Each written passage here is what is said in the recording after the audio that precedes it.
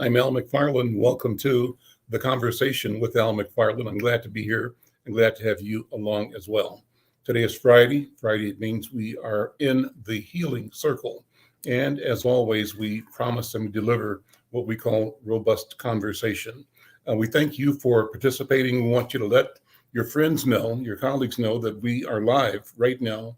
Use your social media and send a tweet or a post, make a phone call, send a text, and let somebody know that we're going to have a great conversation in this hour and in the healing circle.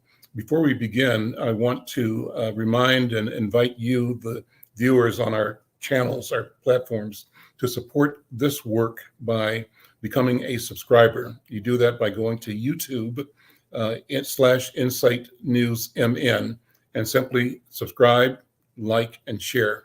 We're well north of 500. Our goal is to get 1,000 subscribers, and then we'll keep going from there. But we have to do it one subscriber at a time. Your subscription is the one that matters right now. Please subscribe and tell somebody, bring somebody else as well. Well, I want to begin, as we always do, welcoming our co-hosts, my partners in this, Dr. Bravada Garrett Akinsanya, who heads the African American Child Wellness Institute and Break-ins Consulting and Psychological Services. He's the principal there. And Dr. Oliver Williams, who's a professor of sociology at social work, right, at the University of Minnesota. The three of us have just a wonderful gathering talking about anything having to do with health and wellness every week. And we bring in special guests who bring their perspectives, their stories, their narratives. And we hope that the doing of this is part of the healing process. Well, before we begin and bring in our special guest, Cheryl Thomas, who is the founding director of an organization called Global Rights for Women. We'll hear her story and engage her on this work of healing around the globe. Before we do that, we always begin with a protocol. So I welcome my leader, Dr. Bravada Garrett Akinsanya. Dr. B, how you doing? Good to see you as always. I'm happy to see you today and just excited about our guest and our topic of dealing, especially with safety and support of women's issues. Today, we're going to start like we always do every Friday when we have Healing Circle. We begin by just deeply breathing and preparing ourselves to be open to the universe to give us health, wellness, prosperity, hope, peace, and freedom. And as we enter this circle, this sacred space, we see ourselves, even though we're not physically together, in a circle. And the reason African people use circle is because there's no beginning, no end, no top, no bottom. Everyone is equal in that space. And every one of us have equal access to the center, which is the space of power. As we think about that, we also acknowledge our elders. We acknowledge them because they are the shoulders on which we stand. They worked their way, prayed their way, our way, and hoped our way into existence. So we honor them today. And we honor our ancestors who have been shoulders for our elders. We honor them for their sacrifices, their love, their kindness, and most importantly, we honor them because they are closest to our Creator. In this circle, we have divine order and process. We believe whoever is supposed to be here will be here. Whoever is supposed to listen will hear.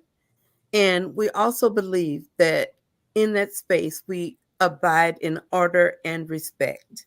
So to do that, if we were in a real circle, we would have a talking stick. So we use a virtual talking stick and we pass it to one another. And the rules of the stick include the person holding it has the floor. And the person who needs it, you can raise your hand if it's out of order. And you can say if something's burning, which I do frequently, ask for the stick. or you will be passed to you by another as the spirit moves. So right now, I'll give the talking stick to our Baba Al McFarland. Here's the stick. Thank you, Dr. B, and I received the stick. Well, let me use that opportunity to introduce our special guest today. Cheryl Thomas is the founding director of Global Rights for Women. Since 1993, she's worked with partners around the world to promote women's human rights and achieve effective systemic and legal reform to end violence against women and girls. She's participated in the drafting of laws on violence against women and girls and trained stakeholders to enforce such laws in dozens of countries. She's worked closely with the United Nations to develop model standards for violence against women laws. She's led a global consultation on the enforcement of laws in Spain in 2015, for instance. She co-chaired the United Nations expert group meeting to draft a UN handbook for legislation on violence against women. In 2021, she received the Arabella Bab Mansfield Award from the National Association of Women Lawyers. And in 2014, she received the Myra Bradwell Award from the Minnesota Women's Lawyers. In 2011, she was recognized by Newsweek magazine as one of 150 women who shake the world. Her former positions include Director of Women's Rights Program at the Advocates for Human Rights, Executive Director at Watch, Partner and Shareholder at Briggs Morgan Law Firm, Special Assistant Attorney General at the Minnesota Attorney General's Office, and Adjunct Professor at the University of Minnesota Law School. Cheryl Thomas, it's a pleasure to meet you. Greetings. Thank you for coming to join us. And I'm going to hand the talking stick to you and just tell us what's on your mind and what the world needs to know right now. Oh, thank you so much, Al. It's such an honor to be here. I really appreciate the invitation. And, you know, it's interesting that you probably know this, but maybe some of your guests do not, that this week is the part of the 16 days global campaign to end violence against women and girls. Wonderful. Yeah, I'm seeing nodding heads. And December 8th here is International Human Rights Day. So it's just a wonderful time to be with you on your show. I just recently got back from travels in Eastern Europe, and I just have to tell you how devastating the situation is in our world today.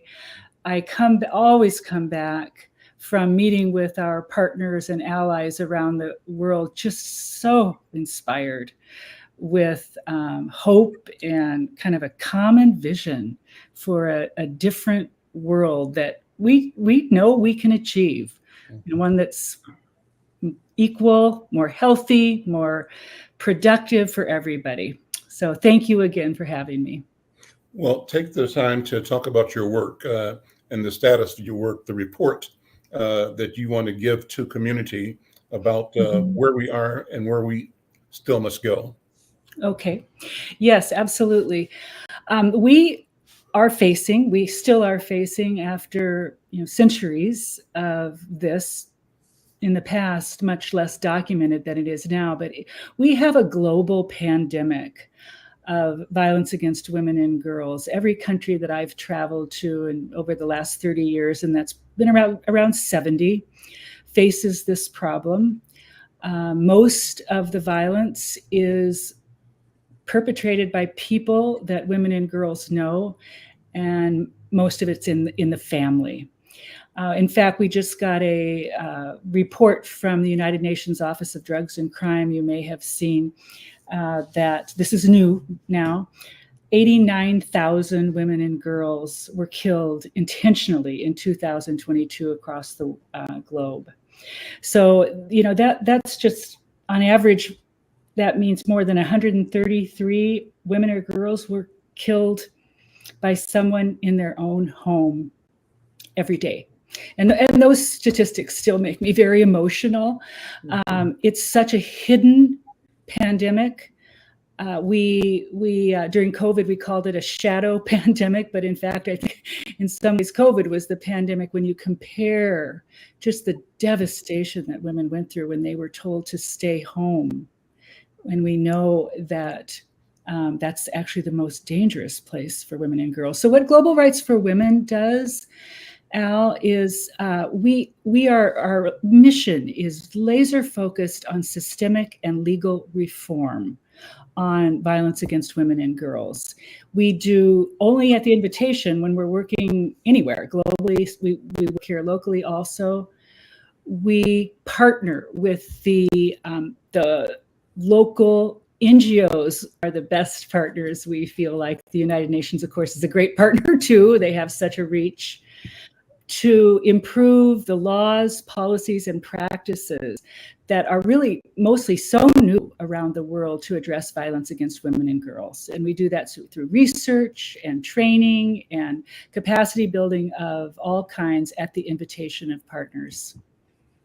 You mentioned the report, a press release from the United Nations Office on Drugs and Crime. Right. Reports in its headline that more women and girls killed in 2022. Numbers fall. Isn't that just That's tragic? what the report is saying, yeah.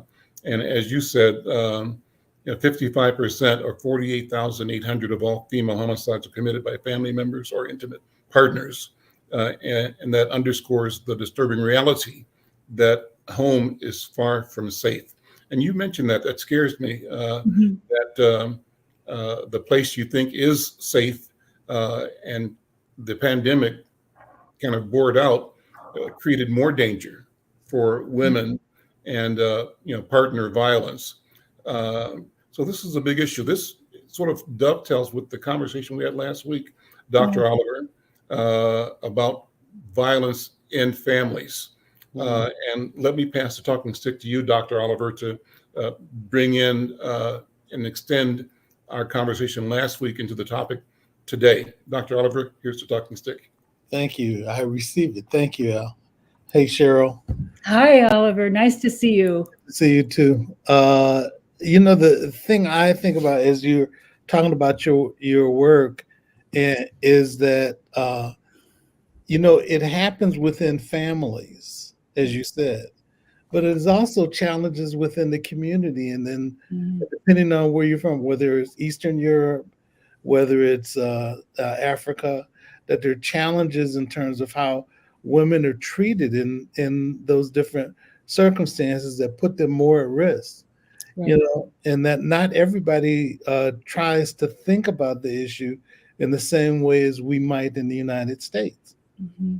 And it's been interesting to me in some of my travels that, I remember back in the day, and I'm talking years ago, where when people had conversations about intimate partner violence, oftentimes women wondered what their role was in influencing it. And family therapy ended up treating domestic violence as though it was interactional. You could negotiate it. Yeah. And you could never negotiate it. No.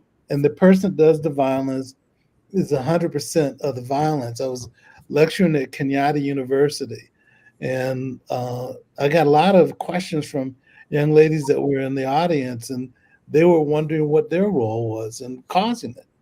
And, I had to go back to what we talked about in the early days of the field, where it says for the person that does the violence is 100% responsible for the violence. Thank you for that, Oliver. Thank you for saying that. And so we have to rethink how we deal with it. And even in same-sex relationships. Absolutely. So we have to be able to look at the person that initiates the violence, the primary aggressor. Primary aggressor. That's 100% responsible for that. After you get past the violence, then you can negotiate the relationship. Exactly, Oliver. People don't know that you have to address that and rethink it. And, those have been things that we've been trying to evolve around. Yeah. Over the years. So I appreciate your work. Oh, thank you. That's so insightful. I just so appreciate your saying that. Okay for me to respond here, Al? Go ahead. He's passing the talk. Stick back to you.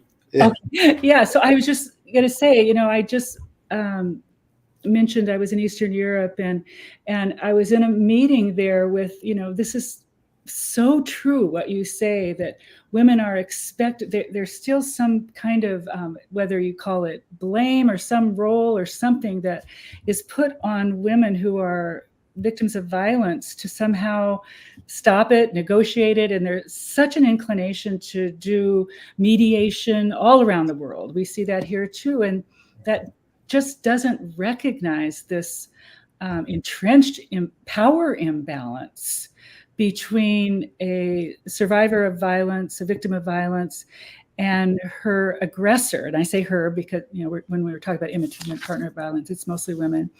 But that is still such a misunderstanding around the world, that there has to be, I just feel like we as a global community everywhere have to recognize these global entrenched inequalities, one of which is patriarchy and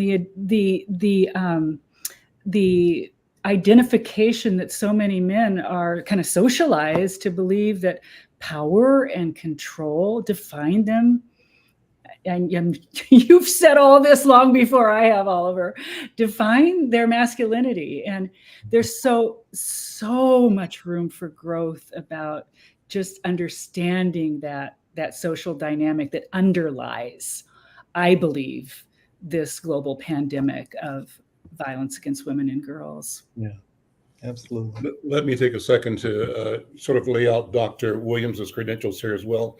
I mentioned he's a professor at the School of Social Work at the University of Minnesota, Twin Cities, but he was also the executive director of the Institute on Domestic Violence in the African American Community from June of '94 to September of 2016. He served as the project director of the African Immigrant and Domestic Violence Initiative from 2010 to 2016, and the Safe Return Initiative that addressed prisoner reentry and domestic violence from 2003 to 2016. Oliver's an icon in the field for all of us. Directed African American Domestic Peace Project, and that works with community leaders in 12 cities across the U.S. It worked with leaders in 12 cities across the U.S. He worked there between 2008 2018, and he's worked in the field of domestic violence for more than 35 years. He's a clinical practitioner working in mental health, family therapy, substance abuse, child welfare, delinquency, domestic violence, and sexual assault programs, and has worked in battered women's shelters, developed curricula for batterers, intervention programs, and facilitated counseling groups. And so that's why this conversation is so rich and so important. There's such a wellspring of knowledge at this table right now. Let me bring one more voice into the conversation, and that's Sherlyn LaChapelle. Sherlyn, how are you? Sherlyn is a nurse practitioner with a variety of arenas of nursing expertise, but she's also an entrepreneur and a guiding light, a political activist in our community. Sherlyn, how are you? I am fine. Thank you for inviting me. Hello, everyone. Hello, Cheryl. Hello, Sherlyn. So nice to meet you. Sherlyn, weigh in on the general topic here, and that is creating structures, legal structures, and more to protect women, to recognize that the problem is the perpetrator and that there's a need for addressing that problem. I want to, before we leave, Cheryl, I have you and all of us talk about this question of patriarchy and the question of the assumption and the training of men to think that women are property and that they have a right, that it's actually their duty.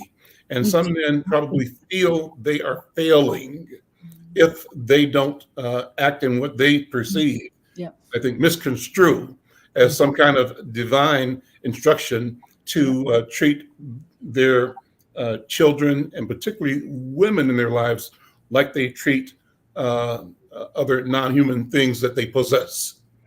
Sherlyn, passing the talk to you. Thank you. My perception of this and belief system is, I agree, the patriarchy that controls society and has always still exists. And anything happening to a woman is most possibly her own fault. What did you do? Were you dressed inappropriately? Were you flirting with him? You knew that man was unavailable. Why did you do that? Why did he have to correct you? Why were you being so loud and disrespectful to him? It's always our fault. Until women stand up and say, we will no longer accept any blame for being battered, raped, or otherwise manhandled in any way, it will continue. We have a victim mindset instead of the mindset that we deserve to stand up and be respected for who we are, no matter if we walk down the street naked. We deserve to be respected and not touched unless we say so. How to get women to wake up and understand that they are in control of their destiny, their body, and their lives. That's a hard one because when Donald Trump was running against Hillary Clinton, you look at all the women who crossed over to vote for a man who says he grabs them by the and who totally disrespects women in every way, and had been accused on multiple occasions of deviant sexual activity, forcing himself on women who clearly did not want it. Yet women, and I hate to say this, white women elected this man. Yes, they did. Say it. Thinking, oh, you say you're a Christian. Well, everything he's doing is non-Christian, but you voted for him. This man's a rapist. He's a liar. He's all of these things. And basically what that said to me was that women did not feel that a woman should be commander in chief. We're our own worst enemies. That we're not going to have Hillary commanding the military. We're not going to have her be the ultimate voice in this country.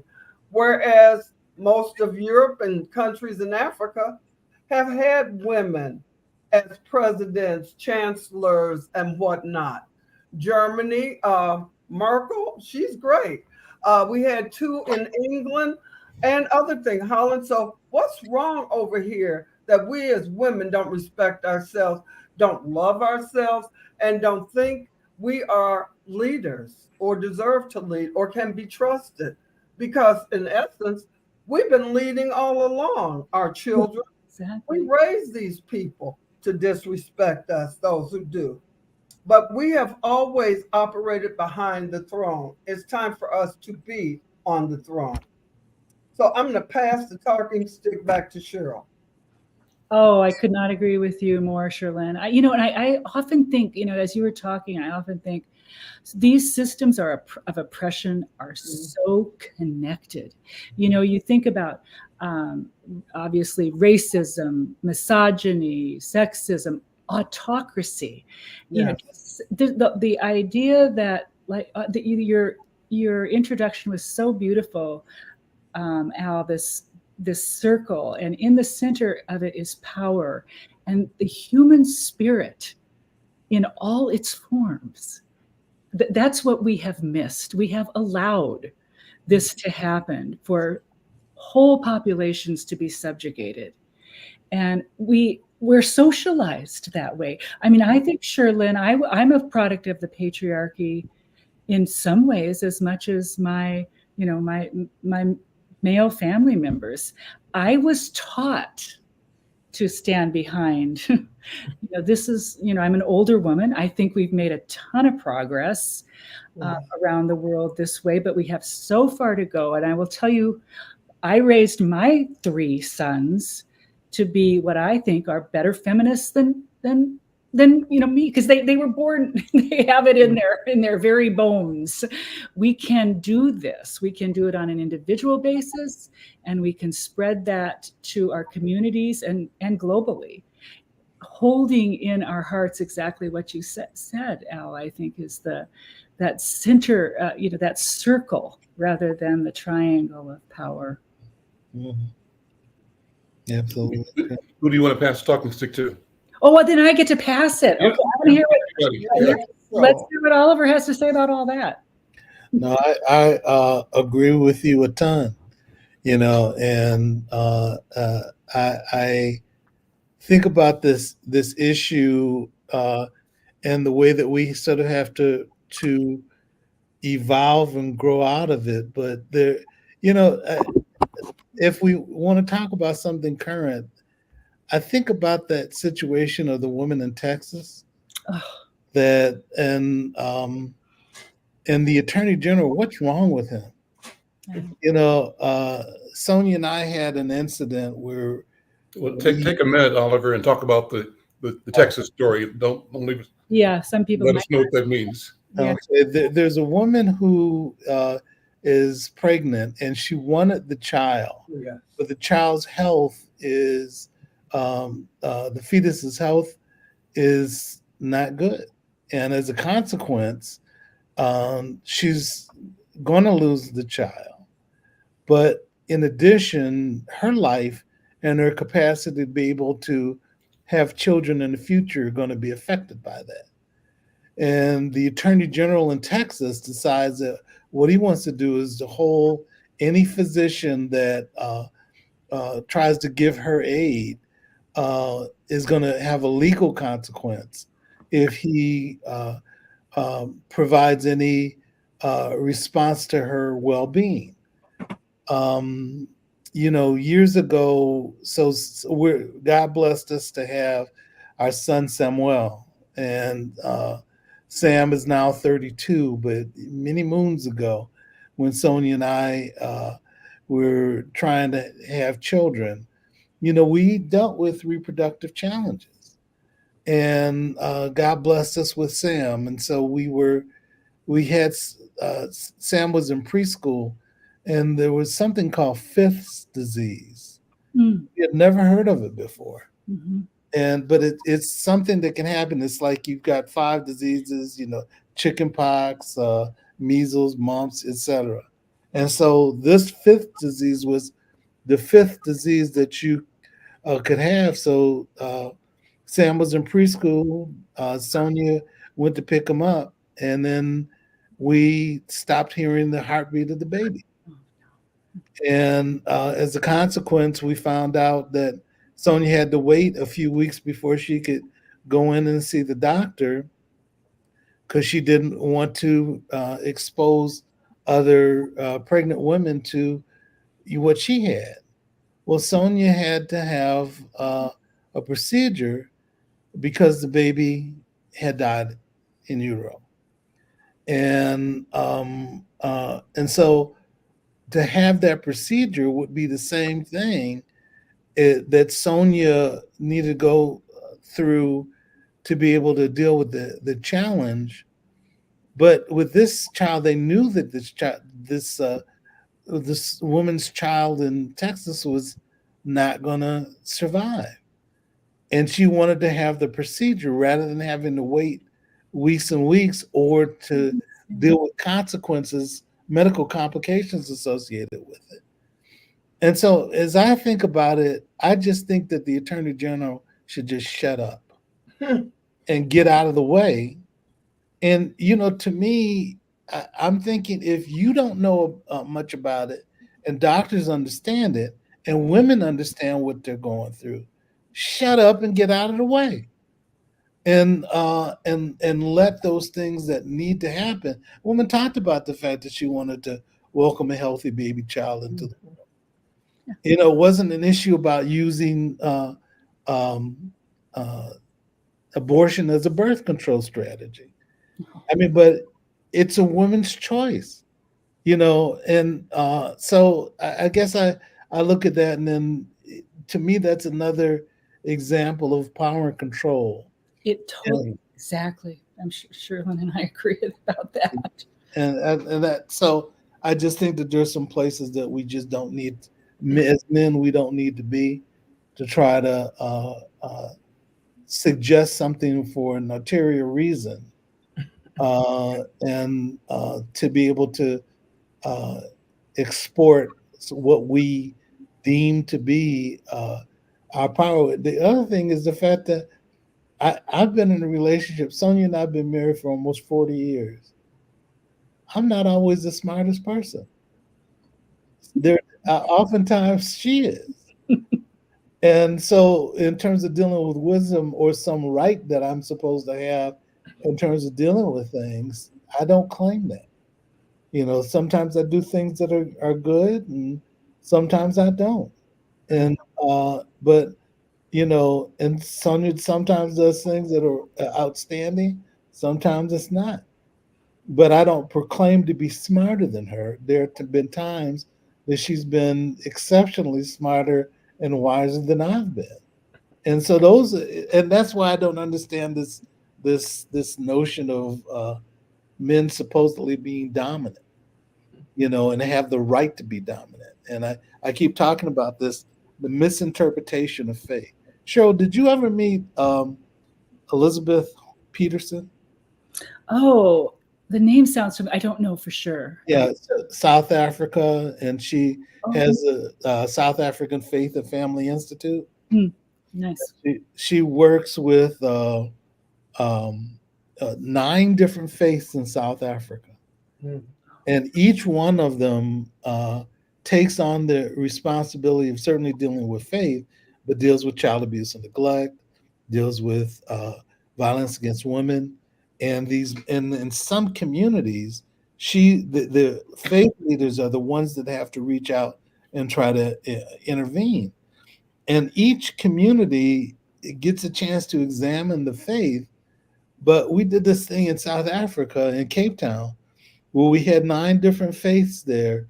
And each we had Jewish, we had 2 different sects of Islam, we had Christian, we had traditional South African faith and discussions and Christianity. And each one had a chance to go over the interpretations or misinterpretations of how some people direct themselves, Baha'i, direct themselves to be in control of circumstance, and how that was a misinterpretation. One of the things that I found fascinating was the fact that in Islam there was a group of faith leaders, Islamic imams, that ended up creating a play that talked about how people misuse faith to justify violence against women, but that's not what the Quran said. Absolutely. And that there are different ways that you can respond. And they, in the play, and it was a musical, they showed how they should respond correctly in dealing with the circumstance. And so I really appreciate that. But the fact that people are enlightened to be able to review the faith text and to examine the way that they're supposed to interact and be loving and caring to people, in their relationships, which is what God expects. It's so interesting how religion has been so often twisted into this authoritarian tool in so many ways. Yeah. Well, let me jump in for a second, if I may, just to ask Cheryl to go into the specific strategies you've employed to change the law and your assessment now of whether changing the law is enough. Or is it just one step? What else has to happen? Yeah. And sometimes it is reliance on the legal system to do things that need to be done. Also a way to take other accountabilities away. Of course. So go into that and maybe talk about the specifics of your work in different places. Yeah, and we've seen that here in Minneapolis, as we also painfully know how the criminal justice system has been abused to brutalizing people of color. So let me just say that right off. So absolutely, the law can be manipulated, abused. I do feel that we have suffered globally for lack of very clear, strong human rights-based laws that prohibit violence against women, domestic violence, and sexual assault are the most common forms of violence against women around the world. And I think the lack of those laws, just really in the last 20 years, we've seen those proliferate around the globe, thankfully. They need to be very carefully monitored for not only the effectiveness in their meeting their goals of victim safety and offender accountability, but also monitoring for abuse of those laws against vulnerable populations. So it's really interesting. I'll say this because I think lots of people don't know it in Minnesota, that Minnesota has an incredible, Oliver does, he was part of it, he is part of it, an incredible legacy on systemic reform and legal reform on violence against women and girls. The first shelter in the country, possibly the world, opened in St. Paul in 1972. Some of the first laws prohibiting domestic violence and sexual assault were passed in Minnesota. Just right in the late 70s, the coordinated community response, which is a model, of award-winning global model now for the effective survivor-centered enforcement of laws. That was created in Duluth, Minnesota in the 80s. Yeah. So that, when you say, what's your methodology? When I left my, traditional practice of law and started volunteering at a human rights organization, which is now the Advocates for Human Rights, we looked around. Women's rights were not considered human rights. Violence against women, the most tolerated, extensive violation of human rights around the world, was not considered a human rights violation and not been articulated that way. So, we've been part of a global movement that's taken the tools that have developed in Minnesota, certainly, but in other places, and examined them and worked with partners to adapt them to their own community situation, led by survivor voices. Will this law work? They know best. Survivors know best. Mm-hmm. Families of femicide victims know best.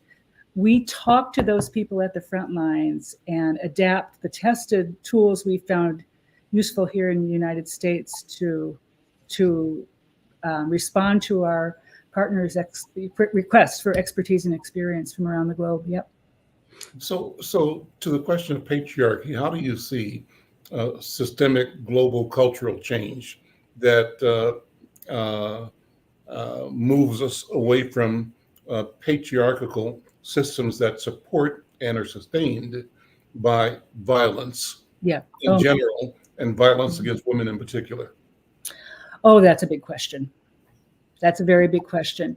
And patriarchy, let's just say, is well entrenched and now being supported by the proliferation of autocrats around the world. And we've seen that. You mentioned Donald Trump, Sherlyn, it's name, Orban in Hungary, and Modi and Erdogan, and on, the new leader of Argentina. And so we've got, we're having a backlash.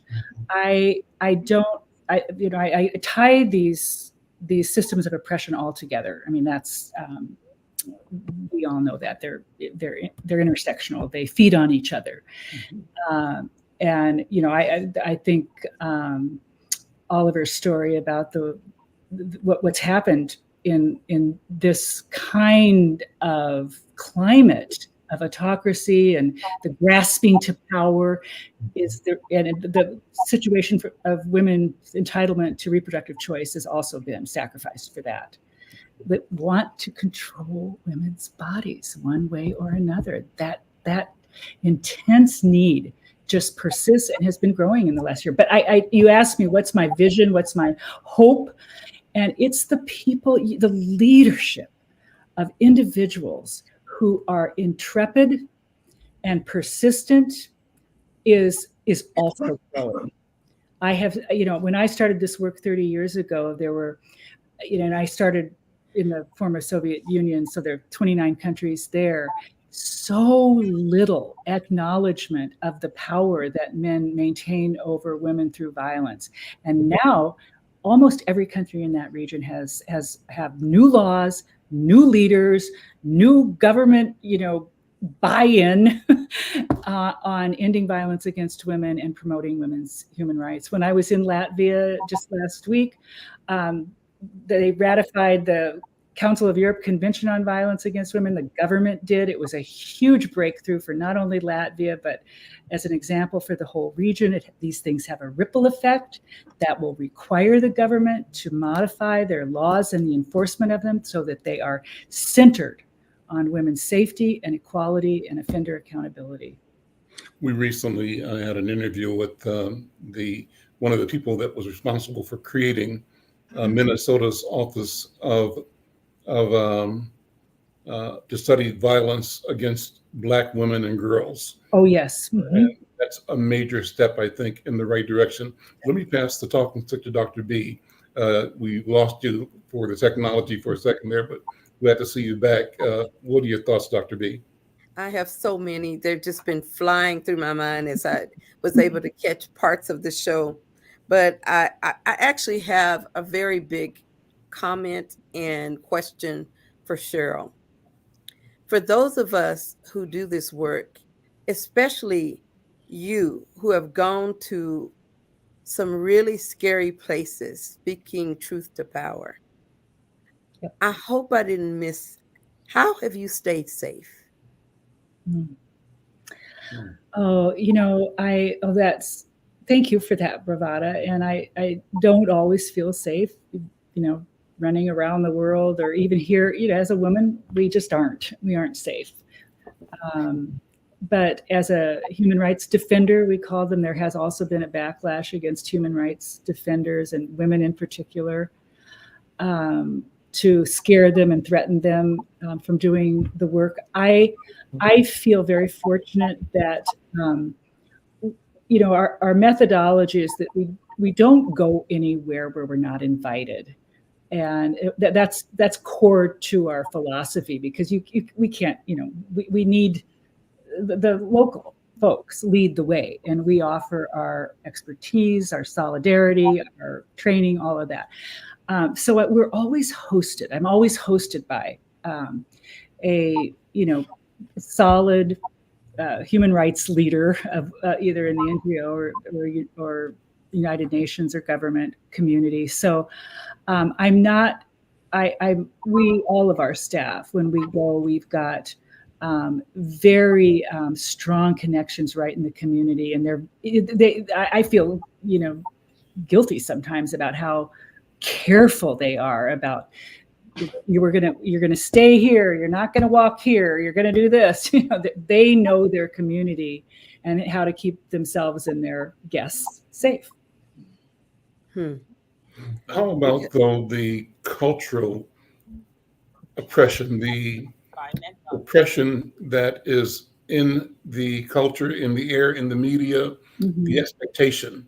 And that speaks to the whole notion of patriarchal violence, the teaching, the training, and the nurturing of the attitudes that support violence against women that you are addressing by supporting legal strategies in communities.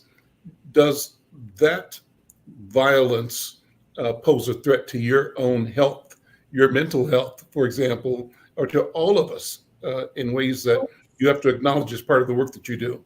Of course. I mean, we are living in a violent global culture. I don't feel any safer, seriously, going to the grocery store or a school or a movie theater here in this country. Talk about violence. Than I do walking down the street in Dushanbe or Manila or wherever else I am. I really don't. We're a very unsafe country. So that piece, is how I look at our work. I have many of our partners saying, when my kids were in school, how do you send your kids to school in the United States? It's so dangerous. They're going to be killed. That's I'm speaking generally about violence. So, but yes, I think it affects us all just to be living in this culture of the growing grasping for power that so many, mostly men, are doing around the world on all levels. Mm-hmm. On all levels, the global, the national, the local, the in the home. It's frightening. It's I feel fortunate that I can do the work that I do because I have to do something. It's a path we cannot continue going down. Yeah. I want to talk and stick for a minute because one of the things that I think that I see the world as a Black woman in this skin, and even before it got as bad as it is now, I still was not safe. And I feel like there's a hierarchy for safety.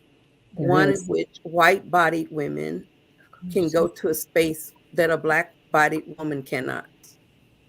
And when we think about the shift in power, who's holding the power? White men. And I think white women must have felt much safer before they overturned Roe versus Wade. Because then that feeling that your civil rights could be violated and taken away, that they could once again control your body. My body as a Black woman historically has not been mine for 400 years. And the realization that they can change the law to take your body again is terrifying to me. And so trying to be brave and bold and open, just like I'm hearing from you as a white sister, it takes not a lot of courage, more than courage. It takes soul sacrifice. You have to go deep in your soul and say, everything I value may be destroyed because I say don't, because I say stop, because I say it's wrong, because I say it's hateful. And I see you've managed to do that. And that is miraculous to me as I hear you bearing witness of those scary, gut-wrenching experiences of allowing and teaching other women, other communities to be courageous enough to speak truth to power, to have voice, knowing that generations rest on our shoulders. That's what I've just heard today. Oh, Pravada, thank you for that. You're absolutely, I'm so grateful for your making this really clear. Black women have insight into the issues of oppression like nobody else.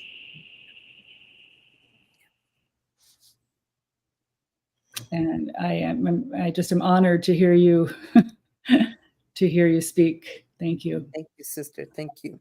And thank you, sister. Sherlyn, thoughts? Yes. Listen to Dr. B and Cheryl. I'll say there's one other thing. What's going on in Texas, I think it's great. I think it's fabulous. Why? Only something so terrible will make those women wake up and throw those people out who are legislating against them. It's got to really get bad before they get sick of it and take action. Otherwise, they're doomed to lose more and more of their autonomy because they have allowed this to occur.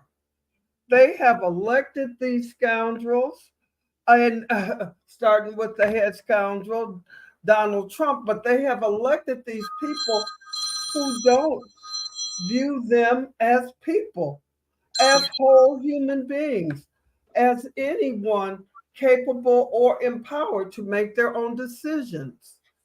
So until things get to the point where they say no, never again, it will get worse. Mhm. So maybe we haven't reached the tipping point yet. That's when things will change. That's when these people that need to be gone will be gone. Same thing for the rest of the United States. We sit back and we allow these people in power who do not have our best interests. And it doesn't just include women. It includes white people in poor communities, on the Iron Range in the South where they don't have resources, insurance, and they operate by keeping us frightened of each other, telling us that if you allow Obamacare, which is health care for everyone, if you allow that, then those people will have health care. Not thinking about, even though they know, because it's been told to them, that you will lose your home if you become ill, because you will have to mortgage your home.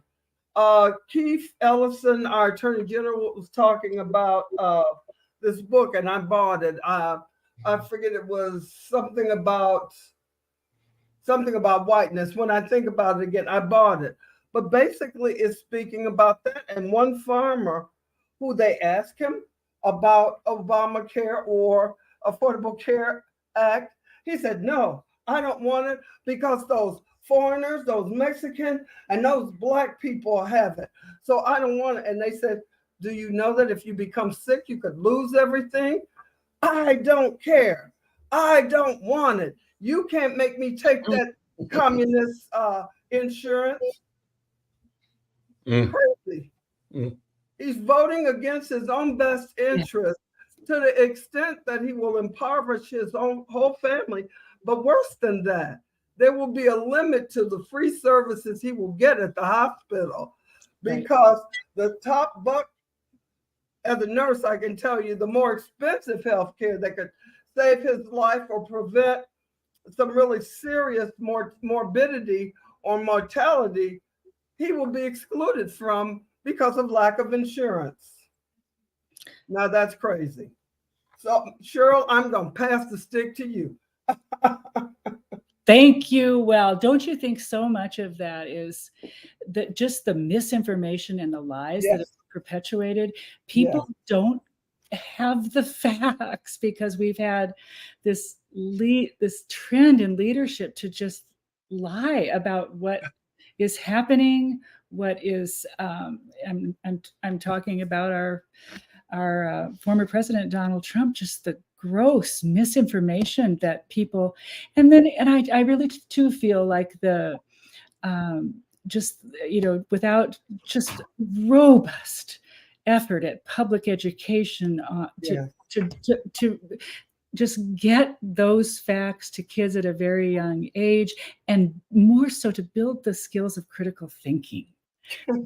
Allow people to question these kind of authoritative leaders who care nothing for them as people, only as tools for their power. So anyway, that's my. Let me take a break for a sponsor message and come back and wrap it up.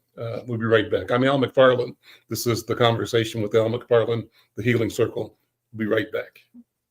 Are you or someone you know recovering financially from the COVID-19 pandemic, the lockdown, or any other reason? If so, help is available. Findhelp.org is a site to find a wide range of resources, including food, medical care, and more. The best part is based on your zip code. Visit findhelp.org, enter your zip code and the service you need. You'll get a map directing you to the organizations that can help you. Help is waiting at findhelp.org. If you need help starting anew, findhelp.org is the site for you. We're back. I'm Al McFarland. This is The Conversation with Al McFarland. Cheryl Thomas is here, along with Sherlyn LaChapelle and my co-host, Dr. Oliver Williams, and Dr. Bravada Garrett Akinsanya. Let me do what I do, and let's throw some mess in the mix. and it's something that I know we don't have time to really respond to, but I'll throw it out there for us to think about. Now, I had a great conversation a couple of days ago with the consul general for Israel for the Midwest, and I invited him on the program to be to use the platform to tell the story of the conflict that's going on right now between Israel and Gaza Strip, the Hamas Israeli war. And my intent was to be a good listener, is to ask him to explain it and to not, not interfere with his description. And he talked about the atrocity of the invasion of Israeli land and the carnage and the number of thousands of people that were killed and taken prisoner, and described the violence that took place. Then he talked about, from their point of view, the only response is to eradicate the problem. And I raised the question with him respectfully, does that mean, you're not going to stop until there is no more Hamas? And no more Hamas, from where I stand, means no more Palestinians. That's the question. And so how does this question of violence that we're talking about, this interpersonal, bubble up to be international, global? And is there a path for humanity? And if there is one, I'm sure, Cheryl, it's got to be something that's personal and global at the same time. Mm-hmm. Cheryl, what do you think? I'm passing the talking stick back to you. I know the devastation is just, there's no words for it in that region. I always come back to, I'll put this right out there, the power of the feminine that's been lost in our world. Mm-hmm. And I just, that's my vision, is that if we can release women from the shackles that they've been bound by, and, that they're, and, women in the broadest sense of the word, anybody who, has those traditionally feminine just draw to nurture and love and care, and that's my view, the only way forward. Dr. Oliver, and then Dr. B, you can close us out. Well, I guess one thing that I think about it, there's a young man that is actually at Hebrew University. He's Palestinian, and Palestinian Arab, and Muhammad. And we had conversations about things, and he deals with child abuse, neglect, and also violence against women. And the thing that was interesting, we had a chance to talk about Islam and how people approach the issue. And so we talked about misinterpretations of Islam. He said, Oliver, what you're saying is right, but the expectation is that you have women who will attend mosque. In some parts of the world, there is no expectation that she'll attend. And therefore, the philosophies about what happened are driven by men. Mm-hmm. And so the thing that I think about is when I can see people make themselves vulnerable enough to listen, mm-hmm. and listen to different voices, but also when I see people who have kindness in places where you don't expect, and people that open themselves up to kindness. And the thing that I see in situations, I think about ideologies, negative ideologies that I see, mm-hmm. from Trump and his minions. When I see the lack of education and cutting off education, and and not preparing ourselves for the future. Younger people don't know what older people know. And we have to educate younger people to be able to take steps in ways that can be healthy. And so those are just some thoughts that I had. We've got about a minute, Dr. B, a little bit over, but have you close us out, if you I would. will, and I thank you for that. There's a Yoruba proverb that there are actually two that I love. One is about seeing people as less than and putting the onus on them to meet up to the expectations of others. And that one is, they who cannot dance will say the drum is bad. And so getting blamed for being the drum is what I see happening. And then the final one is, the axe always remembers what the tree always remembers what the axe forgets. So when I think about the people of Israel who have been axed, now they are the axe. They are also the trees. Mhm. So that space of healing requires putting the damn axe down. That's what I think needs to happen. And it needs to happen around the world. And I believe with my whole heart, women who have babies and populate the world, we care about them surviving just a little bit more. I'm just saying. So with that, we live our lives in that space. I say drop the mic and Drop come the back mic. next week for Healing Circle. See you next Bye. time. Thanks for joining us. Bye-bye.